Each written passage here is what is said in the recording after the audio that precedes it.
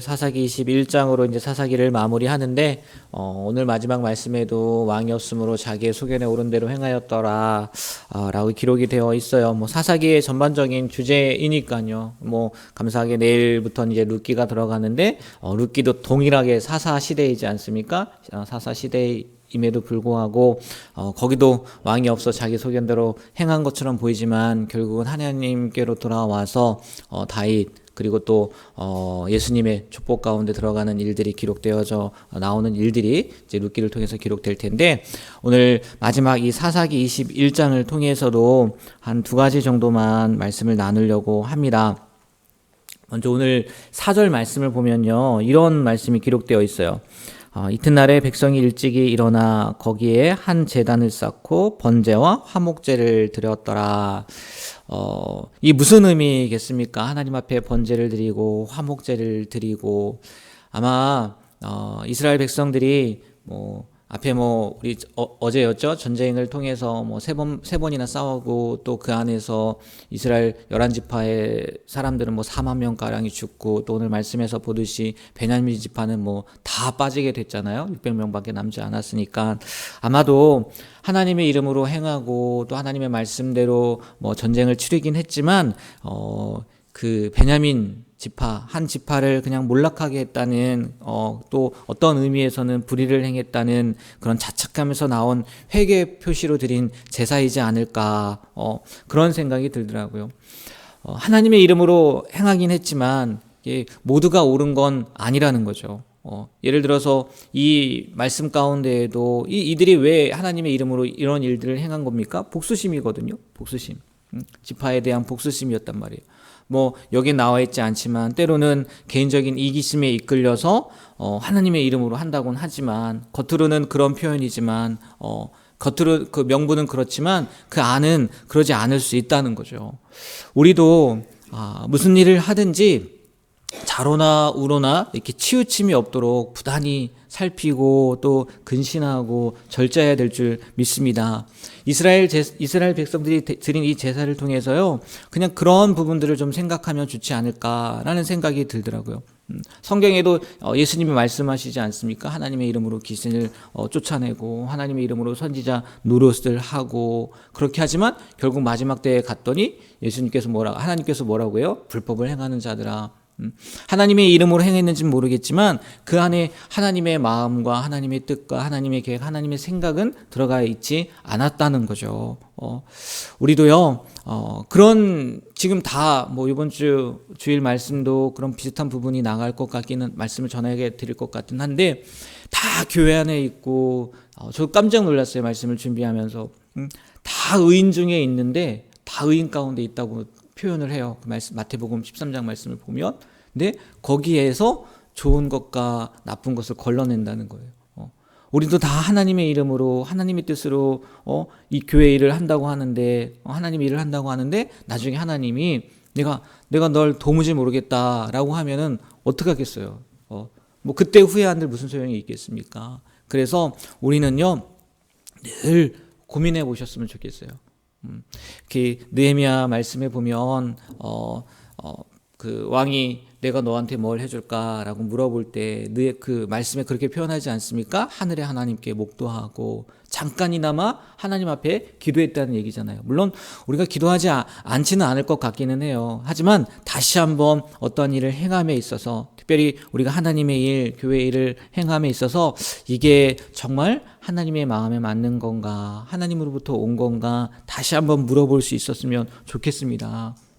그러기 위해서는요, 우리가 부단히 노력해야 되는데 어떤 노력을 해야 되냐? 늘 물어야 된다는 거예요. 그리고 늘 예수님을 바라보면서 우리가 나아가야 된다는 거죠. 항상 어떤 일을 결정하기 전에 물론 하겠지만 다시 한번 물어볼 수 있는 그런 귀한 우리가 되길 주님의 이름으로 축복합니다. 그래서 정말 겉으로 드러나는 것도 하나님의 일이고, 또 그 안에서도 하나님이 원하시는 일을 우리가 선택할 수 있었으면 좋겠습니다. 그리고 두 번째로 이 15절 말씀을 보면 이런 말씀이 있어요. 15절 다 같이 한번 15절 말씀을 읽어볼까요? 백성들이 베냐민을 위하여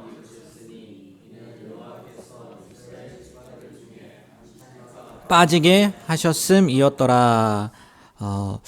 예전 성경에는 이스라엘 지파들 중에 한 지파가 궐이 나게 하셨다라고 기록이 되어 있어요. 그리고 새로 번역된 개역개정에는 한 지파가 빠지게 되었다 이렇게 표현을 했는데, 원어적인 의미로 이 의미가 무슨 의미인가 봤더니요, 갈라진 틈이라고 이렇게 이야기를 하더라고요. 그러니까 오늘 말씀에 이 베냐민 지파가 거의 진멸되게 된 거 아니겠습니까? 멸절하게 된 거잖아요. 그래서 12지파 그 연합 공동체였단 말이에요. 11지파가 아니라 뭐 레위 지파는 뭐 그렇다 하지만 12지파 그 연합 공동체인 이스라엘에 갈라진 틈이 생겼다는 거예요. 좀 더 적극적으로 표현하면요, 심각한 손상을 입었다라는 이야기라는 거죠. 이스라엘 백성들이요, 이번 사건으로 인해서 심각한 타격을 받았는데, 그게 어떻게 표현이 되었냐? 갈라진 틈이다 라고 이렇게 표현이 되었단 말이에요.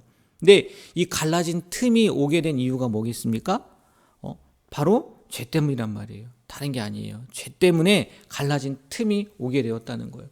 죄라는 것도 그렇지 않습니까? 이게 일부러 그렇게 단어 선택을 했는지 모르겠지만, 죄라는 그 단어의 의미도 뭐예요? 분열된다는 거잖아요. 갈라진다는 거잖아요. 벌어진다는 거잖아요. 이스라엘 백성들의 죄로 말미암아, 이 사사 시대의 그 전반적인 그 죄로 말미암아 지금 그 결론이 어떻게 나느냐? 한 지파가 궐이 나게 되는, 한 지파가 거의 빠져버리게 되는 갈라진 틈이 되었다는 거예요. 그만큼 죄라는 것이 하나님을 왕으로 섬기지 않고 자기 마음대로 자기 뜻대로 살려고 했던 그 죄라는 것이요, 이 결과가 끔찍한 것이다 라는 것을 보여주는 말씀이라는 거죠. 우리는 너무나 잘 알아요. 죄라는 것이 얼마나 끔찍한지, 또 얼마나 두려운 건지, 또 그 죄의 결과로 말미암아 우리에게 어떤 문제들이 닥쳤는지 잘 알아요. 그런데 아는 것으로만 끝나는 것이 아니라 우리가 정말 그 몸소 그것을 느끼며 뭐라고 해야 되죠? 이렇게 진짜 이렇게 실감하는 그런 삶은 살고 있지는 않는 것 같다는 생각이 들더라고요. 다 들어서 알아요. 우리 죄 때문에 우리는 멸망받을 수밖에 없습니다. 심판받을 수밖에 없습니다. 잘 알면서도 불구하고 보면은, 뒤돌아보면 그 죄를 또 짓고 있고, 그 죄를 또 짓고 있는 우리의 모습을 보게 된다는 거죠. 오늘 말씀을 통해서 우리가 다시 한번 마음 가운데 새기고 깨달아야 될 게 뭐냐면, 그 죄라는 것이 지금 볼 때는 되게 작아 보일 수도 있겠지만, 나중에 오늘 사사기의 마지막 말씀을 보니까 이스라엘 지파 가운데 어떤 일이 일어납니까? 갈라진 틈이 되어버린단 말이에요. 진짜 뭐 그런 얘기 있지 않습니까? 호미로 막을 거 가래로도 뭐 맞나요? 그죠? 호미와 가래지 않습니까? 우리가 그 작은 것 하나, 이것쯤이야 하는 마음 때문에 나중에 이스라엘 백성들처럼 갈라진 틈이 될 수도 있다는 것을 오늘 말씀을 통해서 기억하셨으면 좋겠어요. 그래서 이 죄라는 것이 정말 하나님이 그래서 기뻐하지 않는 거구나. 물론 가장 큰 이유는 하나님과 우리의 그 갈라진 틈이 생기는 거겠죠. 죄로 말미암아. 근데 이 관계 가운데에서도 그런 문제들이 생긴다는 것, 오늘 이스라엘 지파의 이 마지막 사사기 21장의 말씀을 통해서 다시 한번 우리 가운데에는 이런 틈이 생기지 않도록, 또 틈이 보인다면 잘 메꿀 수 있었으면 좋겠어요. 그 틈이 보이는데도 그냥 내버려 두고 메꾸지 않고 그냥 내버려 둔다면요, 나중에는요 진짜 조금 전에 말씀드린 것처럼 가래로도 못 맞게 되는 것 같더라고요. 우리가 그 모습들이 보인다면, 그런 모습들이 나타난다면 빨리 하나님 앞에 회개하고 우리가 풀어야 될 것은 풀고, 또 고쳐야 될 것은 고칠 수 있도록 노력할 수 있는 그런 귀한 삶이 되었으면 좋겠습니다. 그냥 내버려 두지 않았으면 좋겠어요. 그래서 우리가 골맞을 대로 골맞아서 그냥 터트리면 되지가 아니라, 하나님께서 보여주시고 하나님께서 말씀하실 때 그때 그 문제를 해결하고 풀고 나아갈 수 있는 우리의 삶이 되었으면 좋겠습니다. 그래서 정말 우리 공동체 가운데는 이 갈라진 틈까지 가지 않게 되었으면 좋겠어요. 갈라진 틈이라는 거는 결국 갈 때까지 갔다는 얘기거든요. 그렇게 되지 않고 조기에 우리는 부합하고 이렇게 묶을 수 있는, 그래서 하나로 연합되어질 수 있는 우리 공동체가 되길 소망하고 또 그런 자리에 서 있을 수 있는 우리 모두가 되길 주님의 이름으로 부탁드립니다. 네, 기도하겠습니다.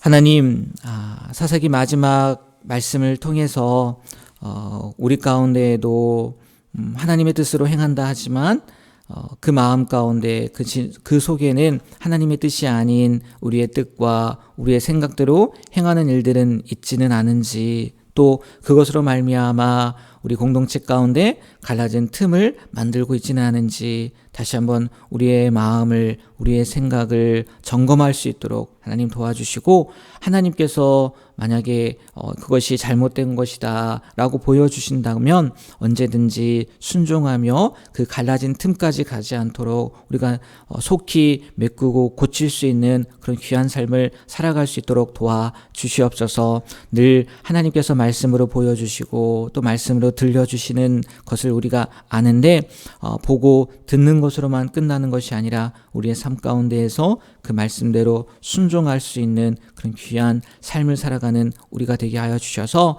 마지막 때까지 변함없이 하나님만을 바라보며 또 하나님의 뜻대로 온전히 순종하는 우리의 삶의 여정, 신앙의 여정이 될 수 있도록 도와주시옵소서.